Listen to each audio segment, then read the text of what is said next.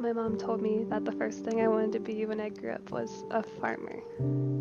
Then a few years later, I wanted to be a cowgirl. I don't really remember either of these, but I still believe her wholeheartedly. When I was a bit older, I considered marine biology. I loved the scuba dive, and I knew that so much of our ocean was and still is unexplored. That idea changed quickly, however, when I realized that I was absolutely terrified of some of the deep-sea critters. In middle school, I tossed around the idea of becoming a director. I loved movies and taking pictures and writing stories. I even made a few artsy movies back in the day, but this idea strayed away from all of the other things I wanted to grow up to be. All of the other dream jobs I had in the past always related to biology in some way or form.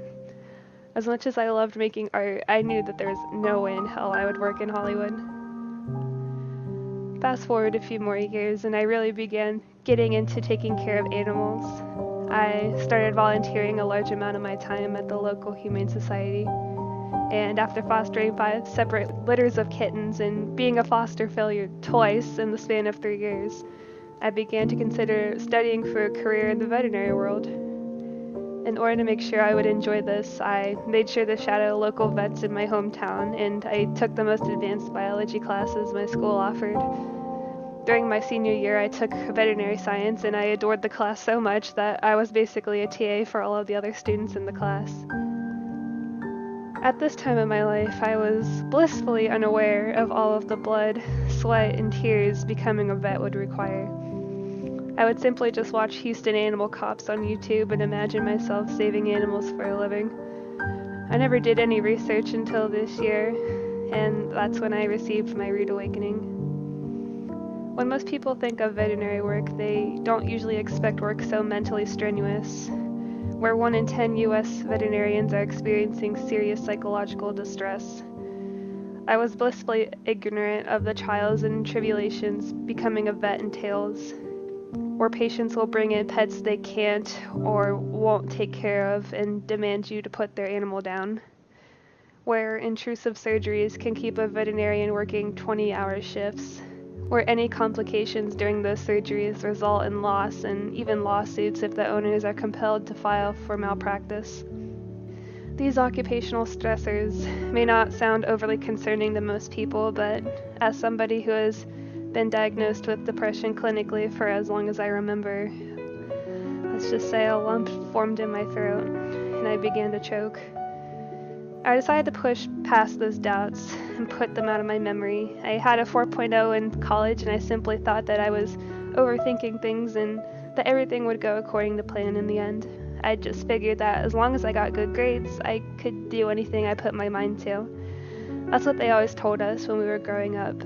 Just shoot for the moon, and even if you miss, you'll still land among the stars. As much as I wanted to be content with landing among the stars, I just can't force myself to settle for something that is less than the best. Even if I kept my 4.0 GPA and got my bachelor's degree in biology, there's still a very probable chance that I would get turned down for grad school. Out of all applicants, usually only about 1/3 get interviewed, and out of that pool, only 1/3 are accepted. To add to my anxiety, I learned that this year that my dream school, OSU, only accepts about 162 students per year into their DVM program. I really began to get worried. This is something that only my close friends and family know about, and it's my first failure in college, and no, it wasn't grades or a bad breakup. It was a dog. I decided to volunteer to raise a service puppy during spring break. I thought that it would be easy and that this would give me a lot of annual experience for vet school, but I was very wrong. As much as I loved Patriot, he was a huge handful, and on top of taking 18 credit hours this semester, I just buckled. People would ask me where my puppy was, and I was just so ashamed and anxious that I would just dodge the question completely or make up some silly answer. I've never been able to handle failure easily, and this is something that I still beat myself up about every day. To be honest, I am very lost right now. My family tells me that I should seriously reconsider my major, and I don't really know what to think or do. I've started to consider just getting my bachelor's degree in general biology and then decide whether I want to pursue vet school or bioremediation in the future. I just have such a love for animals and our earth, but right now it's just the hardest for me to love myself. I know this might sound like a huge rant, but I wanted to leave a message at least. To all of you students who are lost and scared, who have no idea what they want to do with their futures and think that everybody else has it all figured out, you are not alone. There is absolutely nothing wrong with changing your mind 2, 5, even 10 years from now. Being unsure of the future doesn't make you weak or vulnerable, it makes you human. Just know that we are all struggling in our own ways when it comes to school, and that we're all just trying to navigate this crazy thing called life.